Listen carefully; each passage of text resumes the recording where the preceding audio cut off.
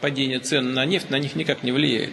А ситуация как была острой, так и остается. А острые текущие финансовые проблемы